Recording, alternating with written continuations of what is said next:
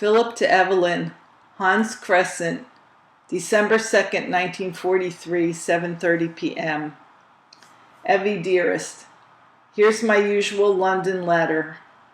Before I get into a resume of my doings, I'll ask you not to expect anything new or even overly interesting.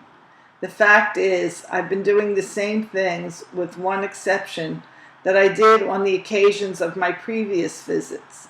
In a word, movies. Arrived last night at 7:30. Liverpool station is dark and very crowded at that time. As I groped my way through the mob, I almost collided, or rather ran into, a sailor and his wife or sweetheart embracing ardently. This is a common enough sight at railroad stations all through the world, and I mention it only because of the unprecedented emotion it aroused in me. They stood motionless as statues, arms holding each other as if they would never let go. Lips were blended to lips in a never-ending kiss. As far as I know, they are still that way.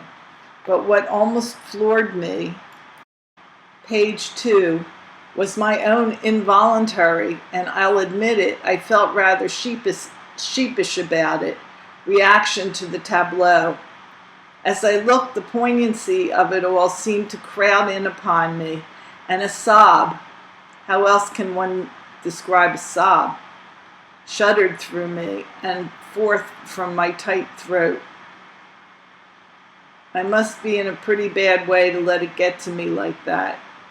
I think the sudden and overpowering nostalgia that gripped me was caused by a too vivid appreciation of what that couple was feeling. My first stop was the Eagle Club, where I fed the hungry body a meal of baked beans on toast. Don't laugh, and coffee and cake. Feeling much better then, I read the day's news and listened to the jukebox at the same time. At 9 p.m., I started for the good old Turkish baths, arriving about 15 minutes later. Incidentally, I found all my traveling was done in a very small part of London, so that actually I have seen very little of this town. I'll give you an idea. The ride from Liverpool Street to the Eagle Club takes about 15 minutes via the, page 3, Underground. From the Eagle to Russell Square, where the baths are, another 15 minutes. From Russell Square to Leicester Square, where the Eagle Club and the cinemas are, still 15 minutes.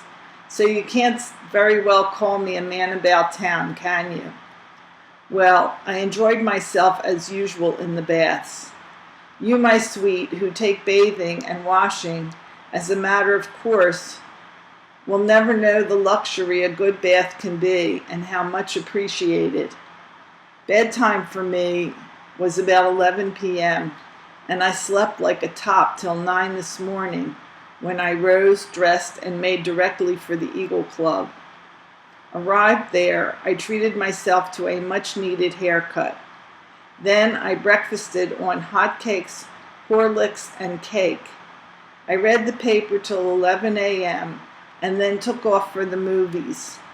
The first one I ran across was Warner Brothers' Empire, where Red Skelton and Eleanor Powell headed a perfectly scrumptious cast in a comedy called By Hook or By Crook. It was swell entertainment all the way through, especially the Jericho number, page 4, with Hazel Scott, Lena Horne, and an all-Negro cast.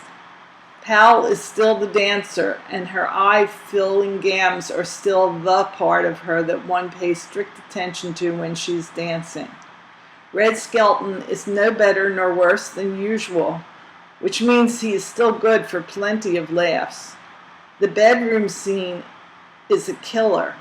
So prolonged is a humorously ridiculous situation that one gets sore from laughing. I did. After the show, I strolled about a bit to sort of stretch my legs. Not until I saw a sign reading Pinoli's Restaurant did I realize I was damn near famished. Ah, I thought, Real Italian spaghetti at last. We won't go into the ensuing disappointment of the meal. Suffice it to say, I was very much let down. If that was spaghetti, I'm a Chinese. The day was still young, so on spying the Gaumont and Betty Grable in Sweet Rosie O'Grady, I lost no time whatever getting me a ticket. Grable is, well, Grable, and always good to look at. The picture, page 5, itself, while not up to Coney Island, is plenty entertaining, and I enjoyed it thoroughly. After that, a 5-minute hop to the Hans Crescent, where I reserved a bunk for tonight, left notes at the desk for Richie and Eddie on a chance they might stop here sometime, gathered up some stationery, and went straight to the writing room to get this off to you. There is an artist here who draws remarkable likenesses of the GIs on V-mail blanks in 3 minutes flat. I'm getting into the line to have mine made. This brings me up to date. Good night, my sweet, until tomorrow when I'll continue with this.